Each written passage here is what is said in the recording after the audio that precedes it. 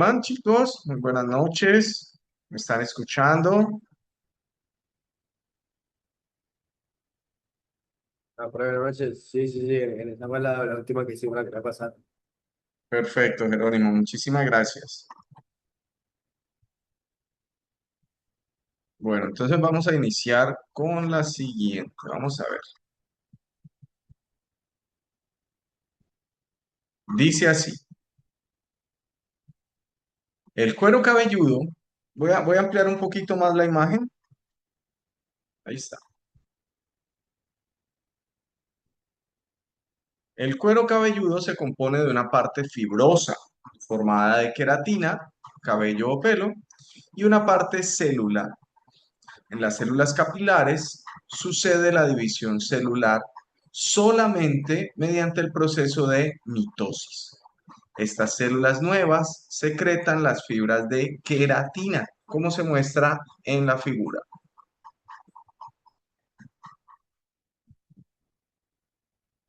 ¿Qué papel específico cumple la mitosis en el pelo? A.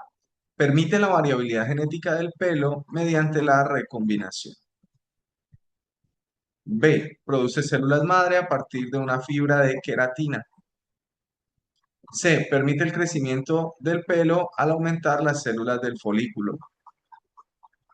D. Produce células con diferente número de cromosomas.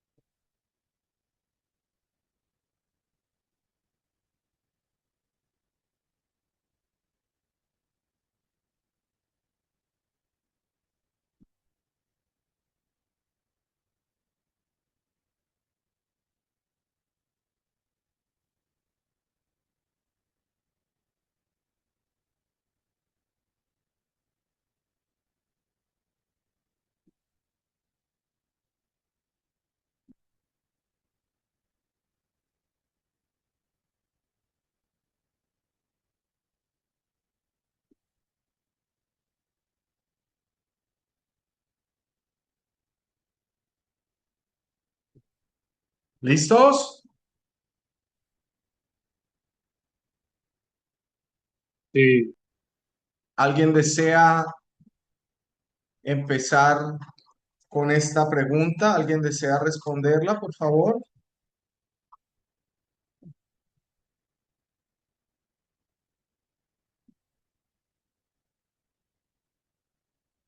yo, profe. Dale, por favor.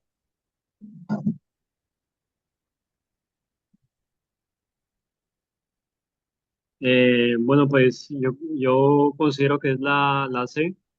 Permite el crecimiento del pelo, aumentar las células del folículo, puesto que en el texto se deja claro, ¿no? Que el mecanismo por el cual se reproducen es por mitosis, ¿no?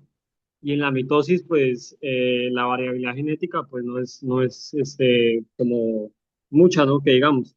En cambio, las demás respuestas apuntan mucho a lo que vendría a ser lo contrario, que vendría a ser la meiosis, como la A, como la A o la B o la D incluso también. ¿Ok? Sí, Entonces tú escogiste la C por eso. sí. Muy bien. Bueno, voy a compartir acá los resultados. Hubo muchas personas que escogieron la B y la A. Recuerden esto siempre. Mitosis va a ser para todas las células de nuestro cuerpo, excepto las células sexuales. Las células sexuales, gaméticas o germinales, también son conocidas, son las que tienen el papel de la variabilidad genética. Por lo tanto, no podrían ser la opción A ni la opción D, porque si ustedes se fijan, digamos, otra información clave es que dice célula madre 2N y a partir de la mitosis se producen dos células hijas 2N. Es decir, N, número de cromosomas, nunca se redujo. El número cromosómico aquí nos está dando la clave, dice N número cromosómico y es 2N, 2N y 2N. O sea, nunca se reduce, por lo tanto la D tampoco la puedo seleccionar. Ya descartamos A y descartamos D. ¿Y por qué la B no? Porque resulta que la B nos habla de que las células estarían siendo formadas a partir de la fibra de queratina. Y resulta que no es así. Son las células las que producen la fibra de queratina, no la fibra de queratina la que produce las células. ¿De acuerdo? Por lo tanto, la B tampoco podría ser. Muchísimas gracias, Rian, ¿era? Sí, real. Riago, muchísimas gracias, Riago. Bien, continuemos entonces. ¿Alguna pregunta, comentario, inquietud sobre esta pregunta?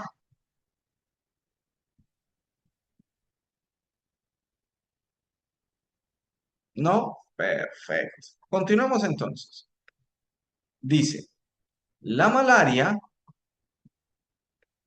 la malaria aviar es una enfermedad causada por parásitos del género Plasmodium y es transmitida por la picadura de zancudos a las diferentes especies de aves. A continuación, se muestra una parte del ciclo de vida de este parásito. Ahí tenemos reproducción, transmisión, infección. Zancudo se alimenta de sangre, parásito se reproduce en el intestino, transmisión del parásito a otra ave, reinicio del ciclo. Según el anterior diagrama, ¿qué tipo de interacción tiene el parásito con el ave y con el zancudo? A. El parásito interactúa con el ave y con el zancudo de manera negativa al causar la enfermedad de la malaria que deriva en daños internos en los dos organismos. B. El parásito interactúa de manera negativa al causar la enfermedad con el ave de manera negativa al causar la enfermedad, mientras que con el zancudo interactúa de manera neutral, dado que convive dentro de él sin causar ningún daño. C. El parásito interactúa con el ave y con el zancudo de manera neutral, ya que convive con ellos para cumplir su ciclo de vida sin causar daño alguno en ninguno de los dos. Y D. El parásito interactúa con el ave de manera neutral, ya que el hígado es el único órgano afectado, mientras que con el zancudo interactúa de manera negativa, dado que se reproduce dentro de él.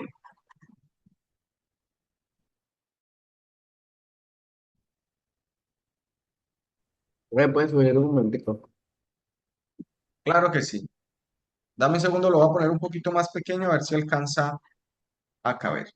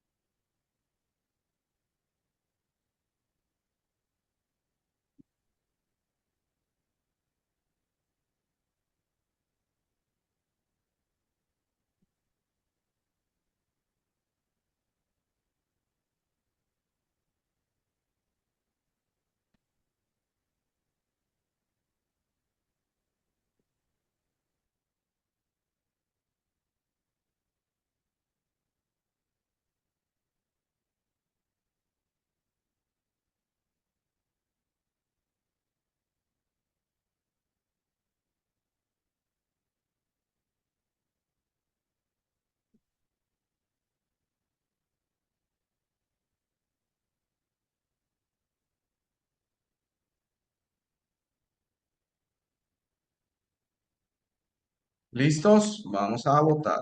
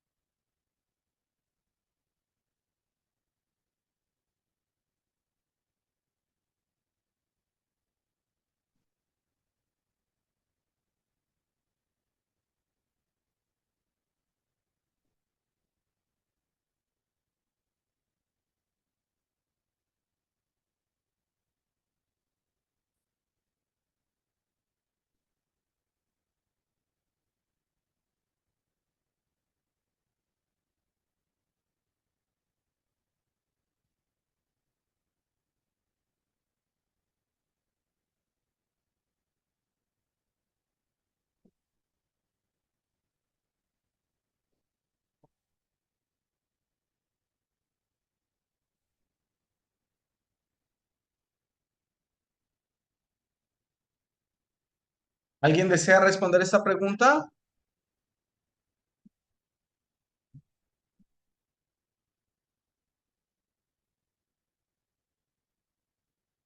¿Alguna chica que se anime? ¿Algún chico? Elizabeth, por favor.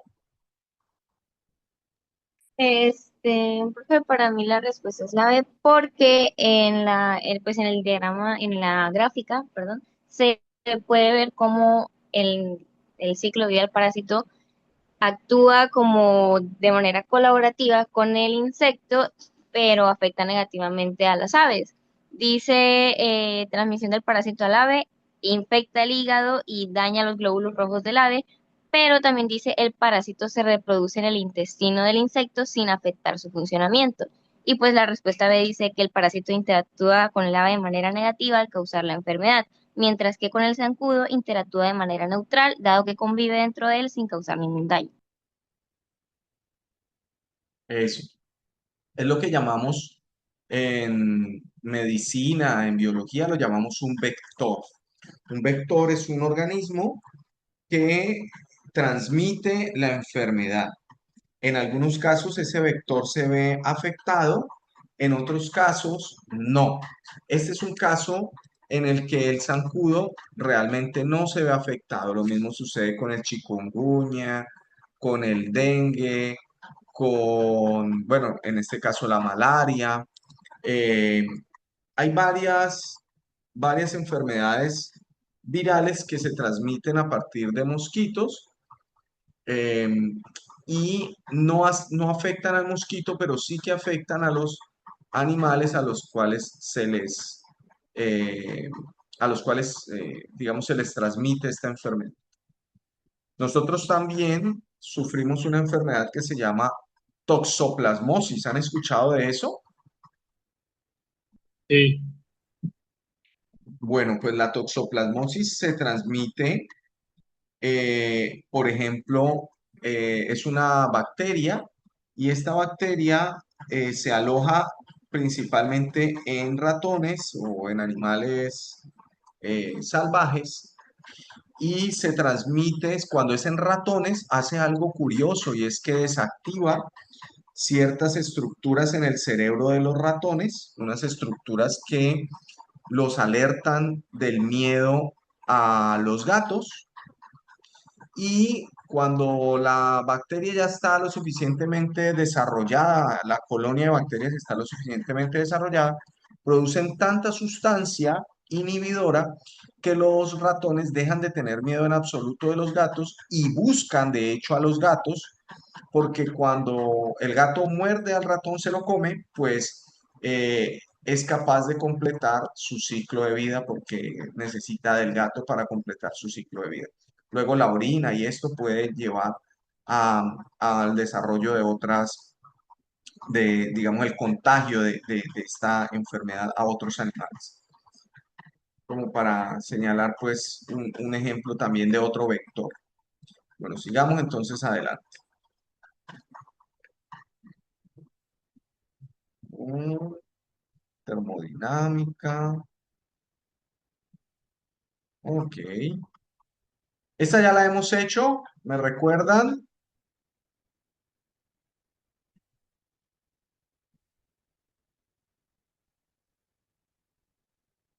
¿No? Perfecto. El proceso de conjugación bacteriana es un mecanismo de transferencia horizontal de material genético, ADN, entre bacterias. Se realiza por contacto directo de una célula a otra a través de un conducto llamado pili. En el modelo se muestra el proceso de conjugación bacteriana.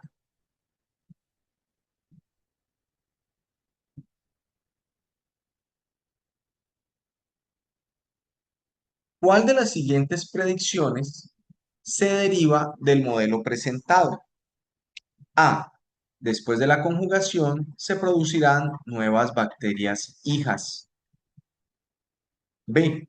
La bacteria donante tendrá menos ADN después de la conjugación. C.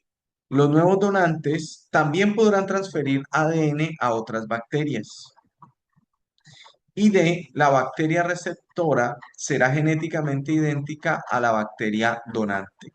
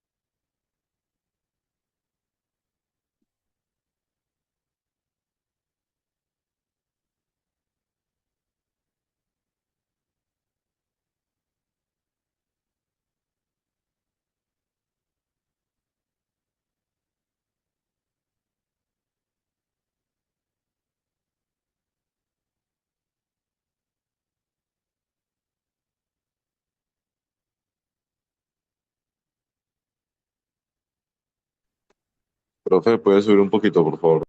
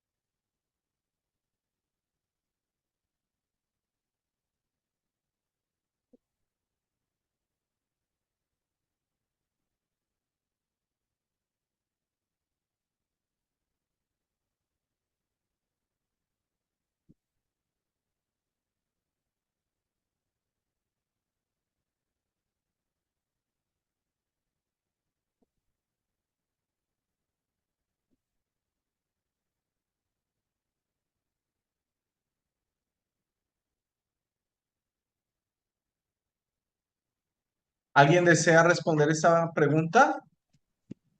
Yo, profe. Dale, por favor.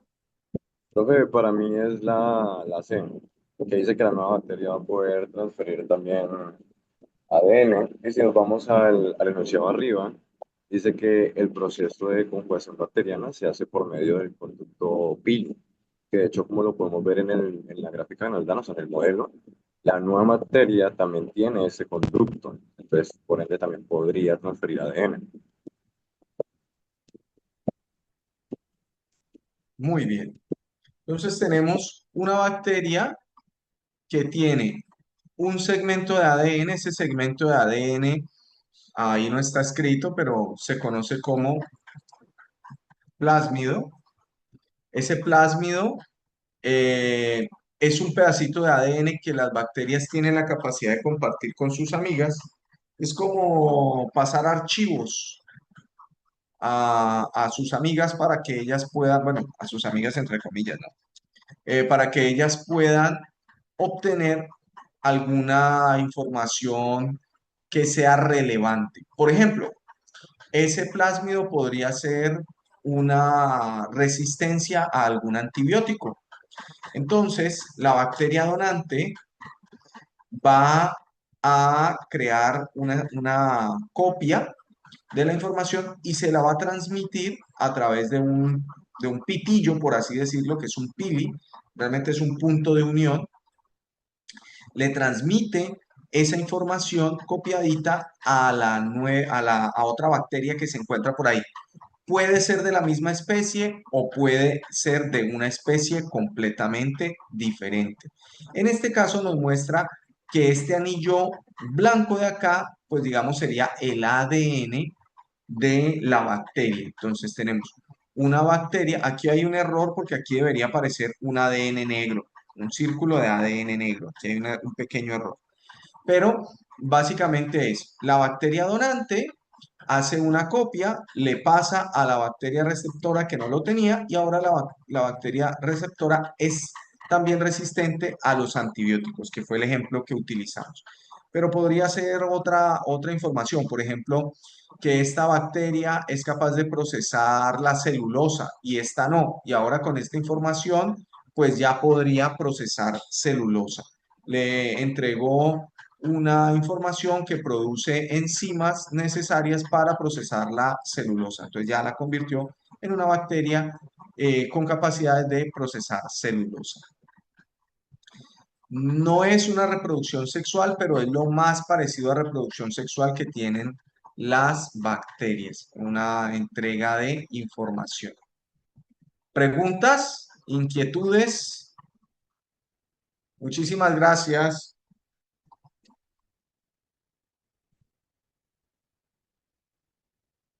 ¿No?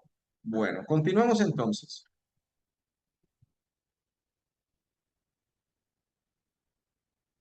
Dice así.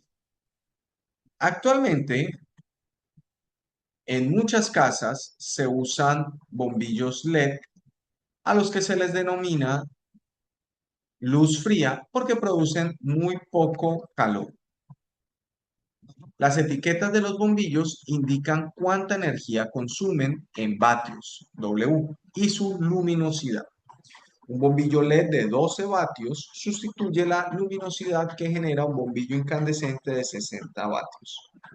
En consecuencia, si una habitación se sustituye un bombillo incandescente por 5 bombillos LED, ¿qué se espera que suceda? A. Se espera que la habitación esté más fría y más iluminada y se consuma la misma energía. B. Se espera que la habitación esté igual de fría e iluminada y se consuma menos energía. C. Se espera que la habitación esté menos fría y más iluminada y se consuma menos energía.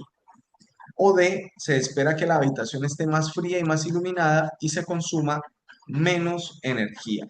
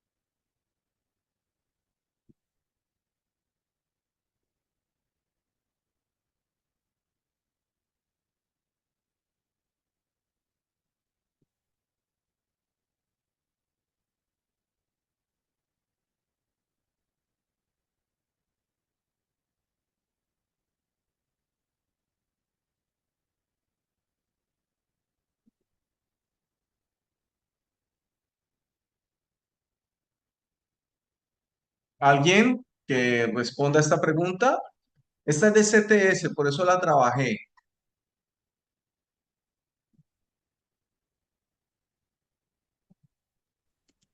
Profe, ¿Sí? Profe, ¿yo puedo contestar claro. la pregunta? A ver, ¿cuál de los dos? Dale, dale, dale. Profe, yo creo que es la D, la de se espera que la habitación esté más fría y más iluminada y se consuma menos energía. Y es por la temperatura que emiten los bombillos LED y también puede ser por la iluminación y la energía. Ok, bien. ¿Piensas que está igual de fría e iluminada y se consuma menos energía? ¿Eso es lo que dices? Sí, señor. Igual de fría e iluminada y se consuma menos energía. A ver qué dicen otros. Profe, Juan. Ajá. yo digo que es la verdad, porque, a ver, si acá dice, un bombillo LED de 12 vatios sustituye a la luminosidad que genera un bombillo incandescente de 60 vatios. Entonces, aquí nos plantean de que si fueran 5, si multiplicamos 12 por 5 se va a dar los mismos 60. Entonces, la energía que se consuma debería de ser la misma. Más sin embargo, sí estaría más iluminada, ya que, como dice acá, sustituye, uno solo de esos sustituye lo que genera uno solo de 60 vatios. Y por ende también estaría más fría, ya que produce menos calor. Muy bien, Juan. Estamos completamente de acuerdo en lo que estás mencionando. Mire, nos dice, se denomina luz fría porque produce muy poco calor. O sea, usted puede coger el bombillo después de conectarlo, lo puede tocar, que él no se ha calentado. Eh, digamos, eso tiene esa característica muy importante. Por lo tanto, la habitación debe estar más fría. Ahora, como dice Juan Sebastián, claro, si cada bombillo de 12 watts o de 12 vatios sustituye a uno de 60 y ahora van a poner 5, pues ya tendríamos el equivalente a tener 300 vatios, ¿verdad? De luminosidad, pero por lo tanto va a ser más iluminada, pero tan solo un consumo de 60 vatios, porque, pues, como lo dijo Juan Sebastián, 12 por 5 es 60. La luminosidad va a ser la equivalente a tener 300 vatios de bombillos incandescentes, pero tan solo con el consumo de un bombillo incandescente y con mucho menos calor porque estos bombillos no se calientan. ¿Preguntas?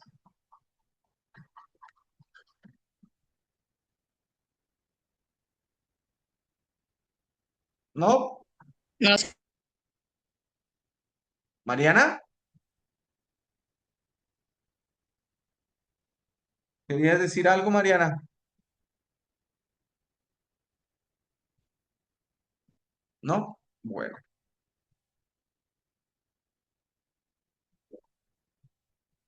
Unos investigadores evaluaron el grosor y la porosidad de la cáscara de los huevos de aves que viven a diferentes altitudes. Ellos saben que la disponibilidad de oxígeno disminuye con el aumento de la altitud y que los embriones respiran a través de la cáscara. A continuación se muestran los resultados del estudio de 100 especies de aves.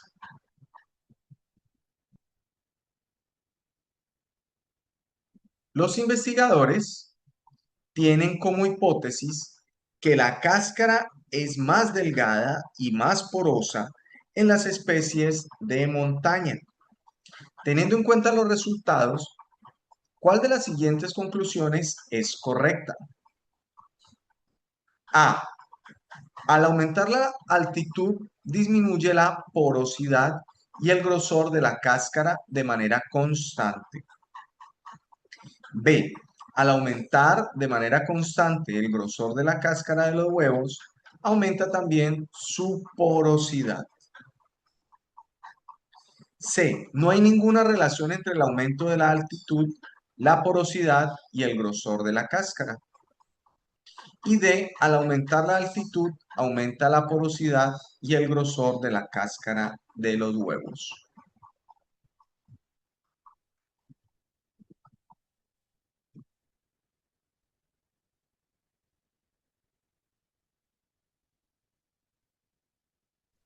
Profe, buenas noches. ¿Podría subir un poquito más, por favor? Claro.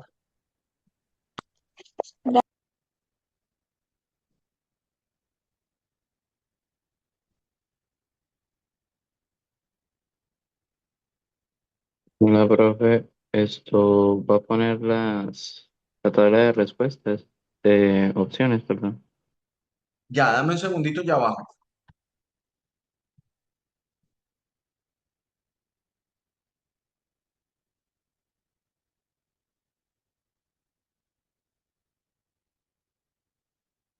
Ahí está.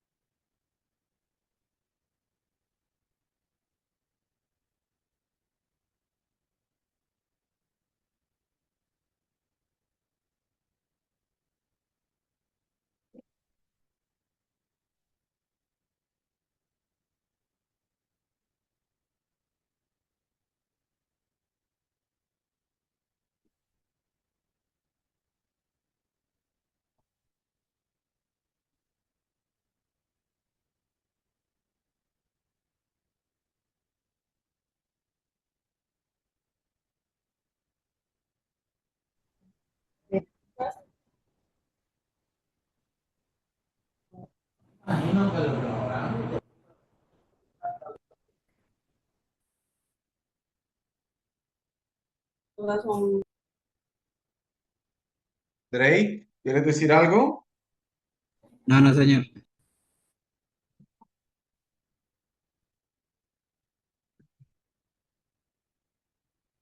¿Alguien desea responder esa Puede pregunta? bajar un poquitico, pero es que la respuesta de no la veo.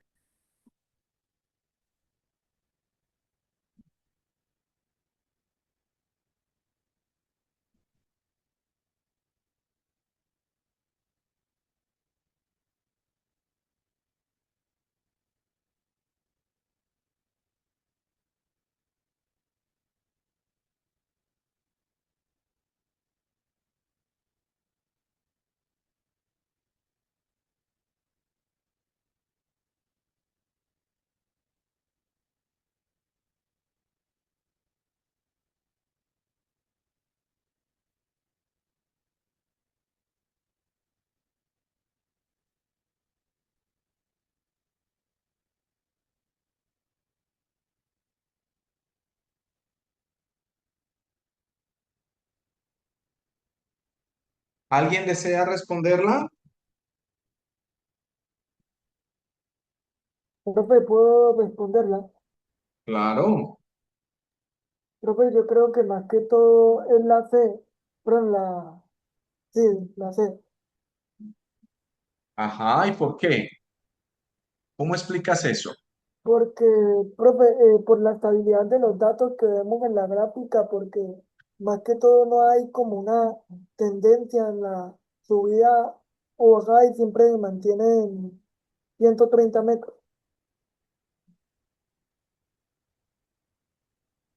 Ok, no hay una indicación clara de que a medida que aumente, muchísimas gracias, de que a medida que aumente la altitud, aumente la porosidad. Mire, la porosidad mantiene estable, aumenta un poquito por aquí, luego baja. Estos son datos muy, muy estables.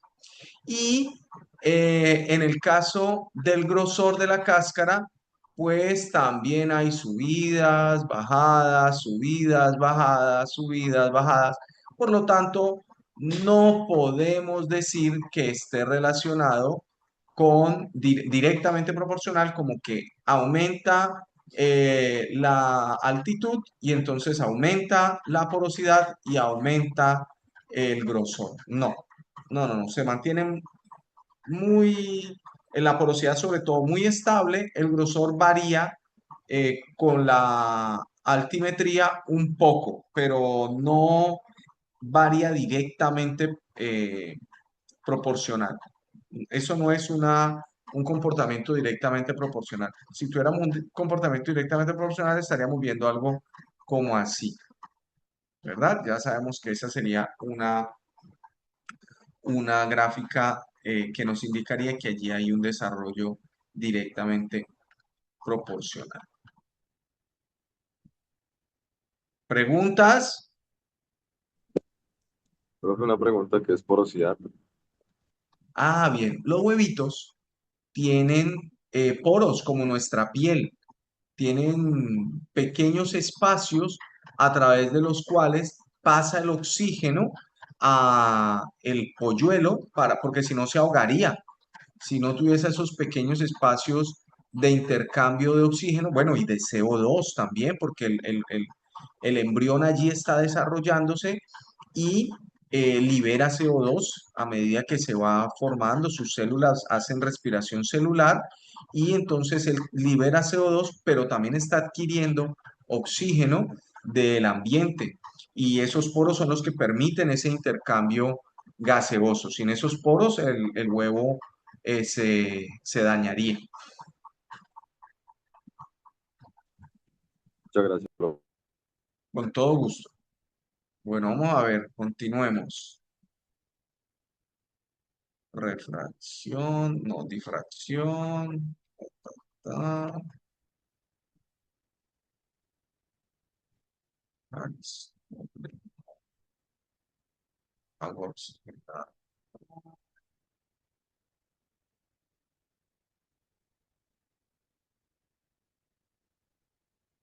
Esto es CTS. Este ya lo hicimos, esta pregunta. No sé por qué me parece que ya la habíamos hecho.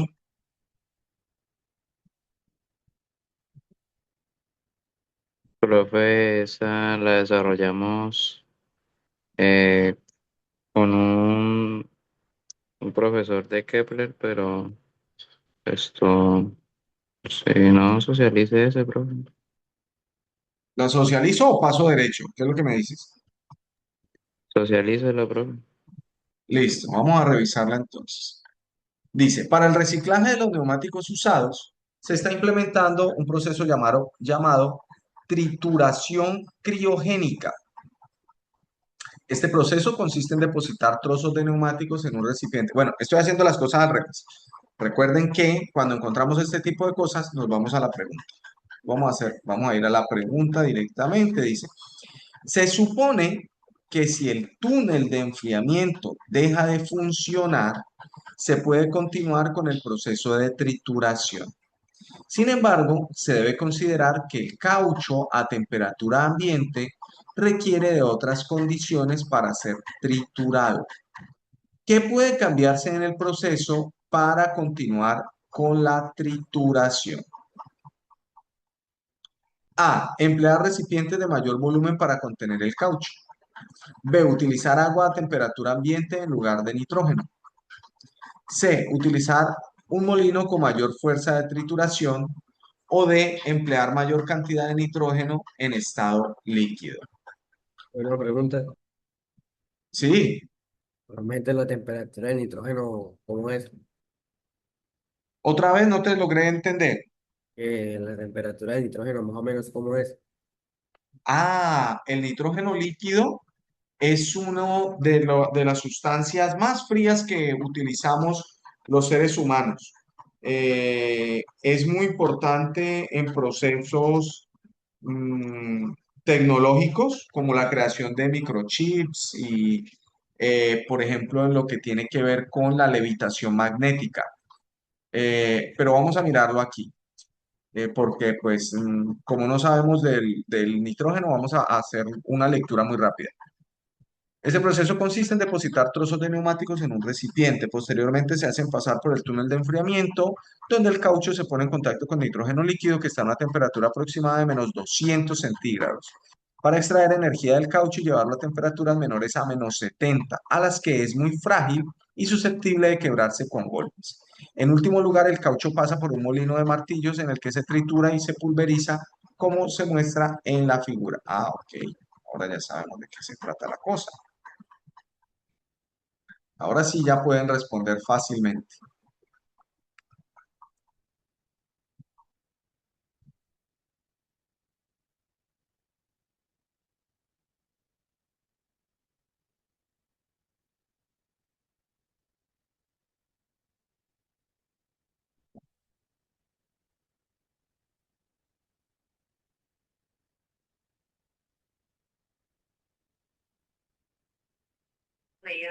Dice que el caucho de temperatura ambiente requiere otras condiciones. Ahí dice que su método de enfriamiento pues no se puede combinarlo con el nitrógeno, por decirlo de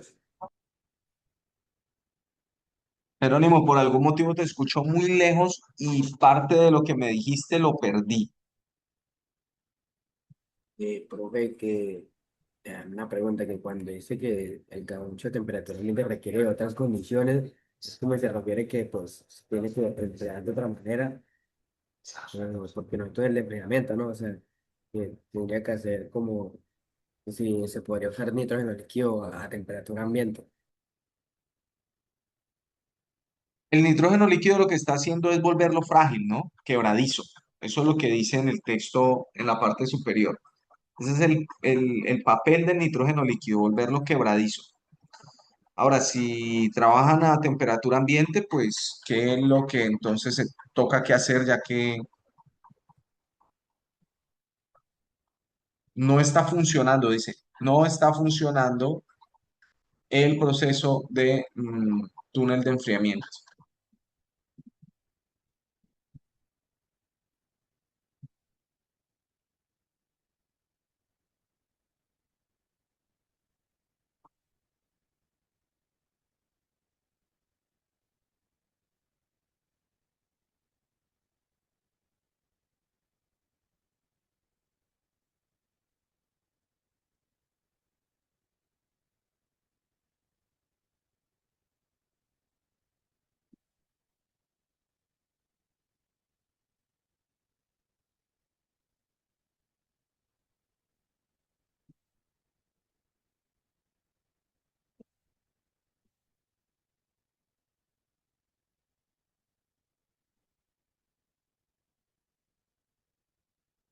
Alguien que responda, chicos, es muy importante que participen en las encuestas, porque de esa manera Profe, me doy Profe, cuenta, listo, ya te doy la palabra. De esa manera me doy cuenta cómo está el grupo. No importa si se equivocan, pero es muy importante que participe para poderme dar cuenta de cómo está el resto del grupo y sobre todo para poderlos ayudar, porque si ustedes no me dan a entender que hay problemas, pues yo sigo adelante y no estamos aprovechando tanto el tiempo. En cambio, si ustedes responden y yo veo que hay problemas, que hay preguntas donde hay muchos inconvenientes, pues me puedo quedar más y, y les respondo mucho más, de manera mucho más acertada a sus necesidades. Jerónimo, profe, no, pues, ¿quién era otro que estaba hablando? ¿No? Que se quiere responder.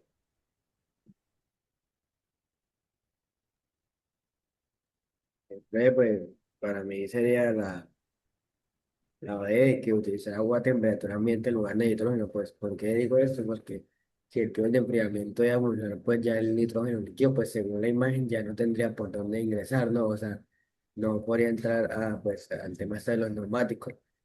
Entonces, como dice que el cacho de temperatura ambiente requiere otras condiciones para ser triturado, ya que el enfriamiento no funciona, pues yo creería que sería eso, porque porque ya si no funciona todo el enfriamiento, pues el nitrógeno líquido no haría bien su función, por decirlo así.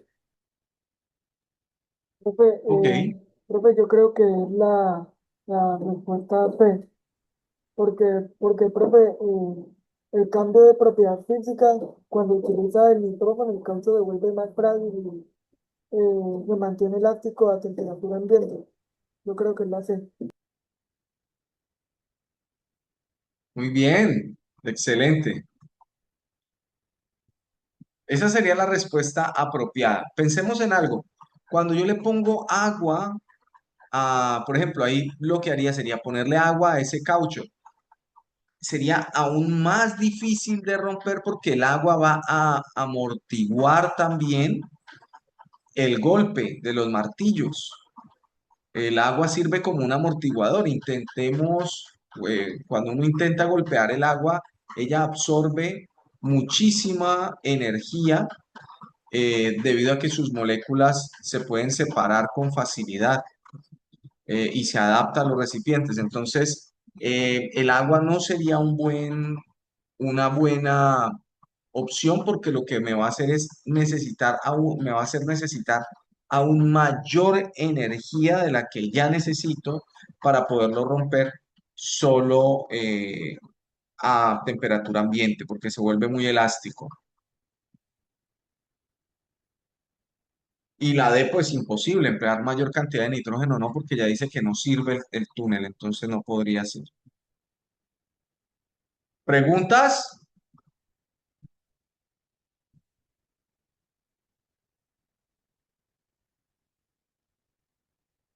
Bueno, continúo. Profe, Ajá, William. el túnel de enfriamiento es la barra que está ahí en medio, ¿verdad? Sí, esto que está aquí. Y tiene un tornillo sin fin. Esto que se ve así, estas flechitas, son un tornillo sin Ujú. fin. Entonces, va llevando las partículas, las va llevando hacia adelante y ahí se ve que vienen negritas y se van volviendo más claritas y después pasan blanquitas al molino y pues ya lo rompe, lo fisura, lo fractura y pasa a volverse caucho pulverizado.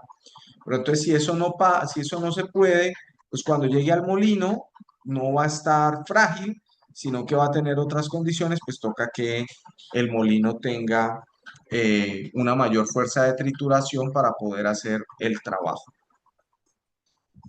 Sí, profe, gracias. Con gusto. La trituración simple es otro proceso que muele los neumáticos utilizando únicamente molinos. Sin embargo, si se desean granos del tamaño de la trituración criogénica, se debe pasar el caucho varias veces por los molinos.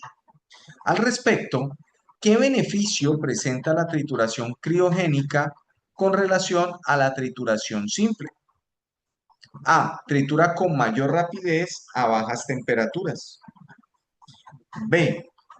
Tritura sin generar gastos energéticos. C. Tritura con mayor fuerza que a temperatura ambiente. Y D. Tritura sin generar ningún impacto ambiental.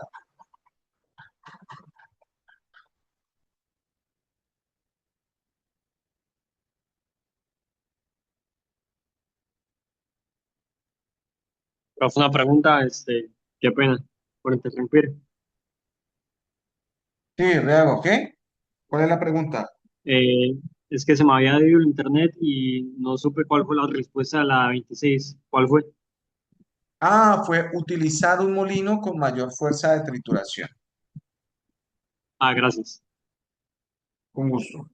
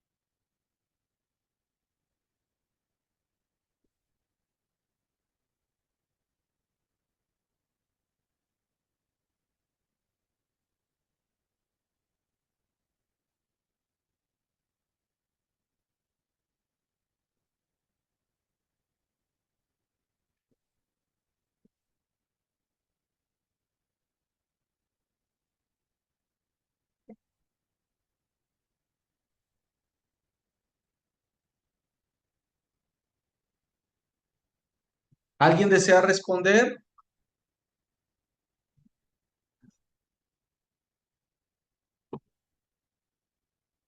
Jerónimo.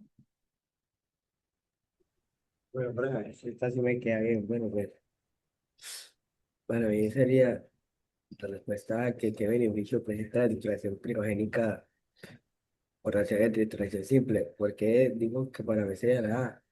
Porque básicamente, como te había dicho, cuando el neumático está a temperatura ambiente es elástico y pues tiene que pararse varias veces, o sea, es más difícil de triturar. En cambio, si es prácticamente así frágil, cuando está criogenizado, pues se tritura mucho más rápido, con más velocidad. Entonces, por eso digo, para mí sería la respuesta a que cuál beneficio presenta.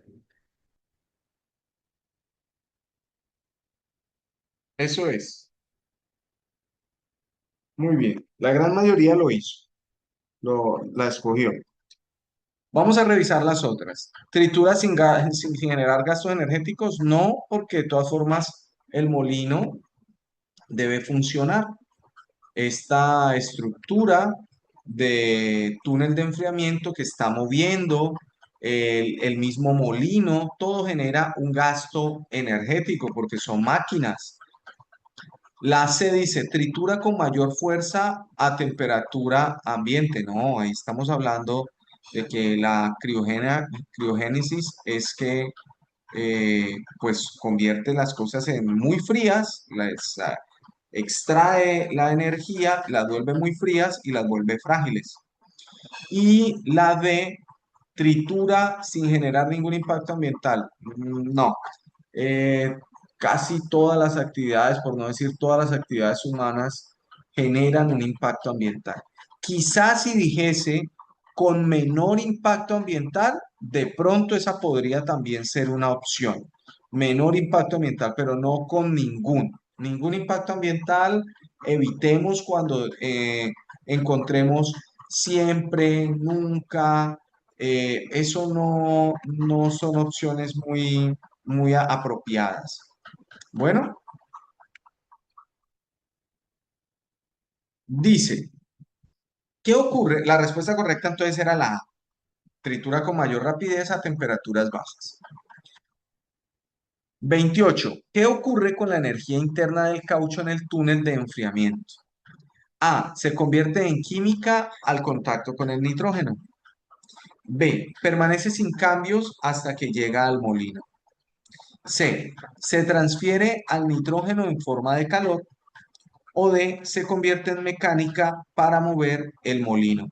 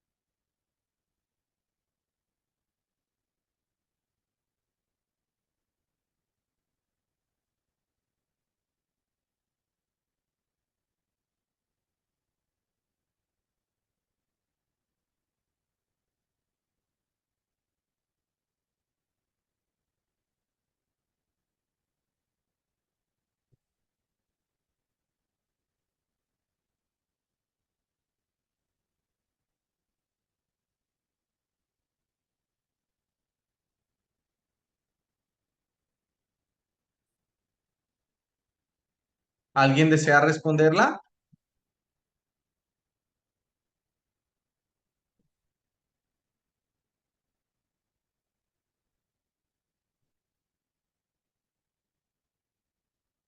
poquito de física, ¿no?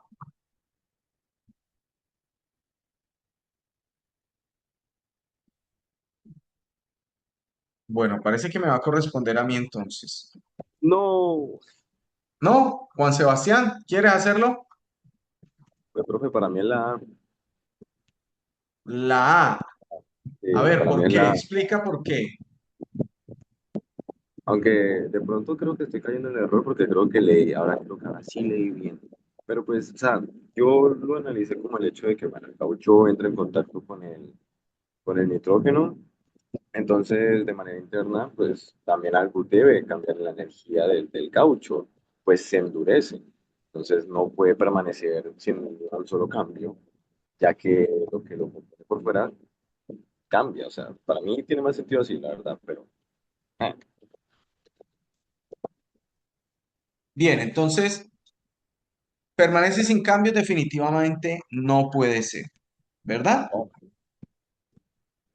¿Se convierte en mecánica para mover el molino? No, pues eso es como decir que el caucho es el que está generando la energía para poder moverse a través del tornillo y de hacerse romper y todo eso. No, nada que ver. Nos quedamos entonces con o se convierte en química o se transfiere en forma de calor. Bien, recordemos, para que se transforme en química, tiene que haber una, un cambio químico en el que se reorganicen las moléculas y esa nueva reorganización molecular haya o absorbido energía o liberado energía. Esa sería la única forma en la que estaríamos hablando de que se convierte en química. Eh, Ahora, las nuevas moléculas van a tener mayor energía que las anteriores o menor energía, pero en este caso no hay cambio químico, o sea, el caucho sigue siendo caucho. Al contacto con el nitrógeno, el caucho sigue siendo caucho. Lo que dije hace un momento es que el caucho dejaría de ser caucho, se transformaría en alguna otra cosa en caso de que hubiese un cambio químico, ¿verdad? Y no, no hay cambio químico. El caucho sigue siendo caucho. Por lo tanto, el nitrógeno absorbe el calor. De hecho, vamos a mirarlo que aquí nos lo dice. Dice así, miren. Consiste en depositar trozos de neumático en un recipiente. Posteriormente se hace pasar por un túnel de enfriamiento donde el caucho se pone en contacto con nitrógeno líquido que está a una temperatura aproximada de -200 para extraer energía del caucho y llevarlo a temperaturas menores a -70 °C. ¿Sí? Le extrae la energía. Quiere decir, siempre, recordemos que siempre la energía va a pasar de el cuerpo que tiene una mayor temperatura al cuerpo que tiene menor temperatura. Aquí me voy a ir a una pregunta que acabo de ver acá. Me regalan un segundito para que esto quede un poquito más claro. A una pregunta que acabo de ver por acá arriba. Yo la vi, estoy seguro. Ah, aquí está. Aquí está. Mire, la energía se transfiere de donde hay mayor temperatura a menor temperatura. Siempre es así, de mayor a menor. ¿Sí? Siempre es así.